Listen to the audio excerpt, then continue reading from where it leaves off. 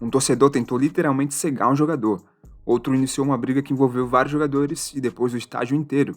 Essas são as vezes em que torcedores da NBA foram longe demais. Imagina ter 70 anos e querer puxar briga com um jogador da NBA de mais de 1,90 m e quase 100 kg. Pois é, porque foi isso que aconteceu em um jogo lá em 2016. Era o primeiro jogo do Embiid com a camisa do 76ers, e depois de anos assistindo o time ser humilhado, os fãs esperavam que aquela temporada pudesse dar para eles alguma espécie de felicidade. E desde o começo do jogo, a arena estava com um clima muito intenso, e mesmo estando do outro lado da quadra, o Westbrook estava se sentindo muito confortável. E o jogo começou com tudo dando certo para o Philadelphia. Com apenas 7 minutos de jogo, eles já tinham abrido uma vantagem de 11 pontos. Até o momento que o Oklahoma City Thunder rouba uma bola e passam para o Westbrook, que corre em direção à tabela e faz uma cesta acrobática em cima de 3 defensores. E vocês sabem como ele é. Naquele momento, ele se achou o próprio Michael Jordan e foi comemorar na cara da torcida do 76ers. Mas um velhinho que estava ali não gostou nada dessa atitude e deixou isso bem claro.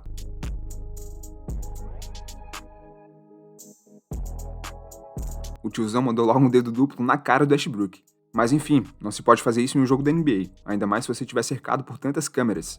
Bom, o vozinho disse que quem começou essa história toda foi o próprio Westbrook, chamando ele de gordo. Mas a segurança não se importou nem um pouco com essa desculpa e tirou ele da quadra logo após isso. Mais tarde ele até pediu desculpas pro Westbrook, pra torcida e pra toda a organização do 76ers. Mas já que a gente tá falando aqui de velhos, por que não falar desse caso em que um bilionário com B, isso mesmo, quase saiu no soco com Kyle Lowry? Foi exatamente isso que aconteceu durante o jogo 3 das finais de 2019. Entrando no último quarto, toda a pressão estava sobre o Golden State. Eles estavam perdendo por 10 pontos de diferença. E já que o jogo estava chegando ao fim, o Quinn Cook correu em direção à tabela para tentar pontuar. Mas ele não esperava que atrás dele estava o Serge Ibaka. Ele deu um bloco jogando a bola para a lateral da quadra, em direção à torcida. E para tentar salvar a posse, o Kyle Lowry mergulhou nos assentos da primeira fileira. E foi aí que isso aconteceu. Segundo a mídia americana, o homem de camisa azul não apenas empurrou o Lowry, como mandou ele se várias vezes. Tá bom que o Lowry é baixo pros padrões da NBA, mas puxar briga com um cara como ele eu acho que não é uma boa ideia. E essa confusão tem um ponto especial. Esse cara de camisa azul não era apenas um torcedor normal, era o bilionário Mark Stevens, que é nada mais nada menos do que um dos donos do Warriors. E sendo o investidor do time, isso quer dizer que você representa a NBA. Então a liga ficou furiosa quando viu esse clipe. Multaram Mark em mais de $500 mil. E mesmo assim não foi o suficiente. Ele foi banido de assistir os jogos por 1 ano. Imagina aí, o cara é dono do time e nem pode assistir os jogos. Mas eu acho que ele ainda saiu na melhor, porque quando o Lowry descobriu que era um velhão bilionário quem tinha mandado ele se ele quis logo apagar o cara. Anywhere other situation, if it wasn't, in this situation, things may have been, they probably would have been done differently, handled differently by me. But understanding that, like, I have 2 young children, and to being able to hold myself to a certain standard, which I do. I hold myself to a high standard, and I got to make sure that I uphold that. Esse papo todo foi só um jeito diferente de dizer que ele teria dado uma surra no cara. Mas pelo menos o Mark não tentou cegar ninguém, igual esse torcedor que tentou. É isso mesmo que você ouviu. O James Harden quase foi cegado por um torcedor. Esse momento aconteceu em 2016, em um jogo entre Rockets e Jazz. Os torcedores do Jazz já são conhecidos por serem os vacilões, mas nessa ocasião eu acho que as coisas foram um pouco longe demais. O James Harden estava caminhando em direção à linha de lance livre para arremessar a bola. Tudo na maior perfeita normalidade. Até que alguma coisa brilhou nos olhos do Harden. Os narradores da transmissão pensaram que era até um flash de alguma câmera que estava incomodando o Harden.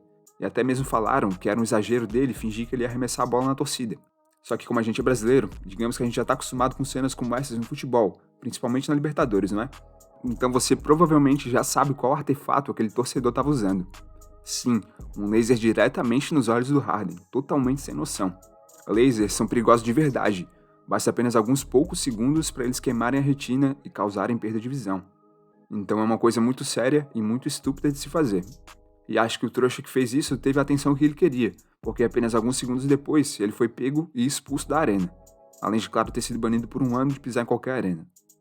Mas isso nem se compara com uma situação que mobilizou uma cidade inteira contra um jogador. E é uma situação bem complicada. Eu vou te contar a história e depois você me diz aí nos comentários se eles tinham razão ou não.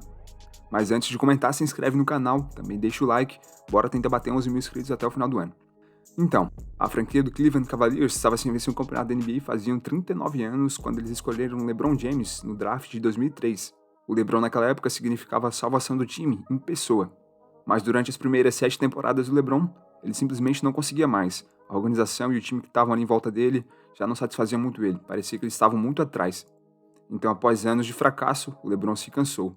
No verão de 2010, ele estava livre para assinar com outros times, mas a torcida nem estava preocupada.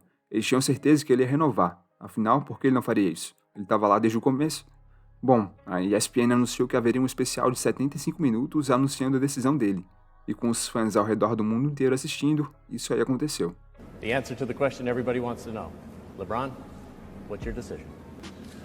In this fall, man, it's very tough. In this fall, I'm going to take my talents to South Beach and join the Miami Heat. Vixe, o LeBron deu um passe em todas as pessoas da cidade, em cadeia nacional. Pessoas literalmente iam perder empregos, perder a paixão de assistir os jogos e perder o seu herói no esporte. Tudo por conta dessa decisão. Mas sabe qual que é o pior de tudo? Ele fez dessa situação um palanque para publicidade própria. Então as pessoas reagiram exatamente como esperado. How arrogant to get on national TV and slap the city and the team that supported you since you've been in high school straight in the face like that. E assim do nada, o LeBron passou de herói da cidade pro cara mais odiado da cidade. Para vocês entenderem, o LeBron literalmente tinha um impacto muito grande na economia do lugar. Quando ele anunciou que estaria deixando o time, o valor do Cavs caiu de 476 milhões para 355 milhões. Assim do nada, dezenas de milhões de dólares saindo do seu patrimônio. Coisa dura. Com certeza os donos do Cavs, acima de todo mundo, foram os que mais ficaram irritados com essa decisão. O LeBron simplesmente viu uma oportunidade de ganhar o título lá em Miami e não hesitou. Mas quem pode julgar o cara? Morar em Miami deve ser muito melhor do que morar em Cleveland. Mas os fãs não deixaram nada barato quando o LeBron voltou para jogar na próxima temporada vestindo a camisa do Heat. Foi uma das poucas vezes na vida que um homem de mais de 2,10 metros realmente precisou de segurança. Todo mundo na arquibancada tava vaiando, eles também tinham cartazes chamando o LeBron de traidor, de arregão e esse tipo de coisa. E claro, toda vez que ele pegava na bola, a torcida deixava bem claro que eles não amavam mais ele nem um pouco.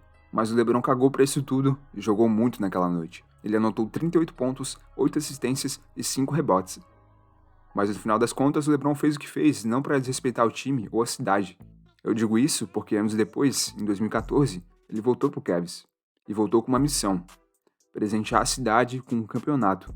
E assim ele fez em 2016, e fez isso de forma inédita e épica, ganhando um campeonato sobre o Golden State mesmo estando perdendo de 3-1. Mas nada do que eu falei até agora se compara com essa treta que literalmente quase acabou com carreiras e até hoje é conhecida como a maior briga da história da NBA, se não da história dos esportes. E tudo aconteceu em 19 de novembro de 2004. Era Pacers vs Pistons na Arena do Pistons. E para esse jogo existia um hype imenso, existia uma rivalidade muito grande entre esses dois times. Pacers tinha sido eliminado nos playoffs da temporada anterior pelo Pistons. Então, entrando na arena do Pistons naquela noite, o Pacers tinha algo a provar, eles queriam vingança. Era a primeira vez em que os dois times estavam se encontrando desde os playoffs, então era um jogo que estava sendo transmitido para o mundo todo pela ESPN. O hype estava no auge, estava todo mundo assistindo aquela partida. E desde o começo, o Pacers dominou o jogo. O Ron Artest estava jogando muito naquela noite. Apenas no primeiro quarto ele marcou 17 pontos. E já no final do jogo estava tudo definido. Era uma vitória muito clara para o Pacers. Mas mesmo com menos de 1 minuto no placar, o Pistons não ia desistir. Por isso, quando a bola chega em Ben Wallace, ele parte para a cesta e sofre uma falta muito dura do Ron Artest.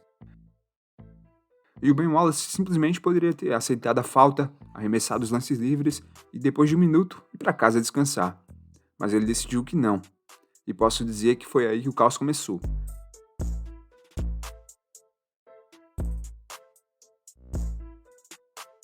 E mesmo o Artest tendo sido quem começou a confusão toda, ele estava simplesmente deitadão, descansando na mesa dos analistas, tentando não se envolver mais na briga e relaxar a situação.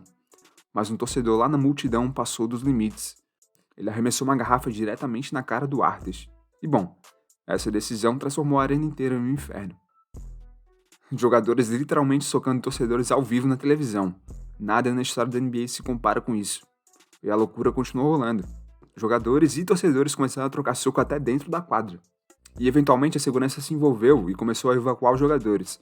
Mas conforme eles iam saindo, os torcedores ficaram malucos e começaram a jogar bebidas, comidas, tênis, tudo que eles tinham na mão. Um doidão chegou a arremessar até uma cadeira. E como a parada foi tão insana, a NBA teve que fazer alguma coisa a respeito.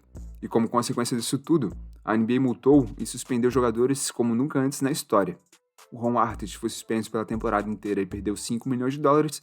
O Jackson foi suspenso 30 jogos e perdeu 2 milhões. O O'Neal foi suspenso 15 jogos e perdeu 4 milhões. E claro, Processos na justiça foram feitos, acusações e prisões foram feitas, e acima de tudo, história foi feita. Foi uma situação insana, mas você sabe de outra história tão insana quanto? Tô falando da história de vida do astro do Miami Heat, o Jimmy Butler. Clica aí nesse vídeo porque eu te prometo que você não vai se arrepender. Um abraço e até o próximo vídeo.